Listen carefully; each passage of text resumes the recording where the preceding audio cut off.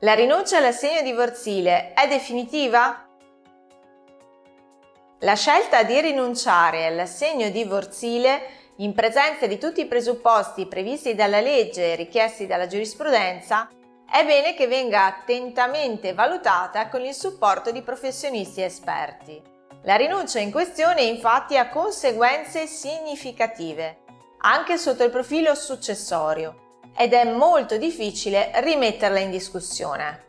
Per inciso, la rinuncia può essere esplicita e rinunciare da un accordo, oppure essere implicita e risultare dall'assenza di una specifica domanda in giudizio o dalla rinuncia all'impugnazione della sentenza di divorzio che rigetta la domanda di assegno divorzile. Se si rinuncia all'assegno divorzile al momento del divorzio, è astrattamente possibile richiederlo successivamente, ma solo ed esclusivamente in presenza di fatti nuovi e sopravvenuti. Tuttavia, questi fatti nuovi e sopravvenuti devono essere idonei a mutare la situazione che aveva determinato l'ex coniuge a rinunciare all'assegno divorzile.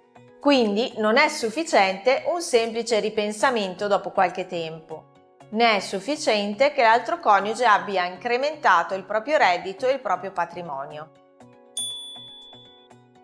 Oltre ai fatti nuovi e sopravvenuti, il giudice dovrà valutare tutti i presupposti dell'assegno divorzile, anche tenendo conto dell'interpretazione fornita dalla giurisprudenza sulla base del cosiddetto diritto vivente, cioè del diritto che, al di là della norma, vive attraverso la prassi dei tribunali.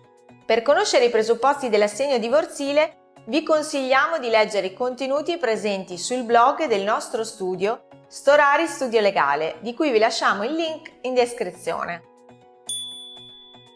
In un caso deciso dalla Cassazione a luglio del 2025, in un giudizio per la revoca del mantenimento delle figlie divenute economicamente indipendenti, l'ex moglie chiedeva per la prima volta un assegno divorzile, dopo 8 anni dal divorzio e dopo 3 anni da una prima modifica delle condizioni di divorzio, prospettando tra l'altro un miglioramento significativo delle condizioni patrimoniali dell'ex marito. La Cassazione confermava il rigetto della richiesta dell'ex moglie, poiché il divario delle condizioni economiche tra marito e moglie era già presente al momento del divorzio e della successiva modifica delle relative condizioni, e la moglie era comunque ampiamente autosufficiente, per cui non poteva riconoscersi l'assegno divorzile nemmeno valorizzando la sua componente assistenziale.